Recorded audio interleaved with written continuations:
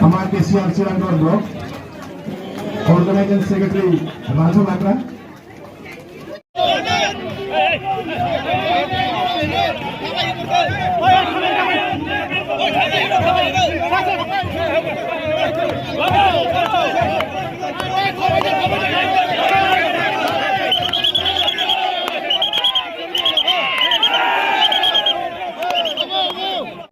जोङो जोबोद गोजोननाय फोरमायगोन।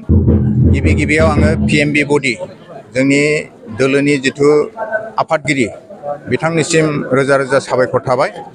जोंनि बियाबनिफ्राय जि केन्डिडेट बेखौ सेलेक्सन होनायनि थाखाय आरो बिथांनो केन्डिडेटसा होनायनि थाखाय नोंनो गिबि आङो साबायखर बावदों सिरांदर ब्लकनि जानानै।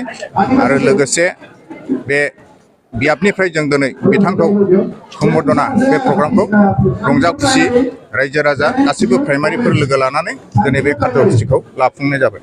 देरहासारनायनि आसाखौ माबायदि खालामदों नोंथांमोना आरो माबायदि मदद खालामगोन बिथांखौ?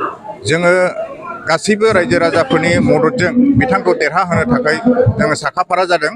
जोङो सिं दिनै बुथ कमिटिफोरखौ खामानि मावगासिनो दङ। दा बे हिसाबै जोंनि देरहानाया रोखा होननानै जों दिनैसिमाव बेबायदि हाबाफारि लागासिनो दङ। बिटिसिनि थाखाय मोजां खामानि मावनो हागोन होननानै बिथाङा आसा खालामदों नामा?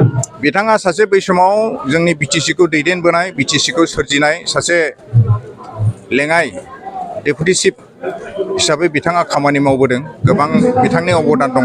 दा बे हिसाबै जोङो आसा खालामदों बिथाङा देरहालांनायनि उनाव जोंनि बे ओनसोलनि हालामनि गासै बिटिसिनि बियो मोजां खामानि मावनो हागोन होननानै जों फोथायनाय दं। रायजो राजाखौ बिथांखौ मदद होनो मा खावलायगोन चिरां जिल्ला ब्लक BPM? आङो बे ब्लकनि जानानै दिनै जोंनि प्राइमारिनि सिङाव थानाय गासैबो रायजो राजाफोरनिसिम आं बेखौनो खावलायगोन बिथांखौ मदद होगोन आरो बिथांनो साफ्रोमबो गावनि मुल्यबान भटखौ होनानै बिथांखौ देरहाहोगोन आङो बेखौनो खावलायगोन।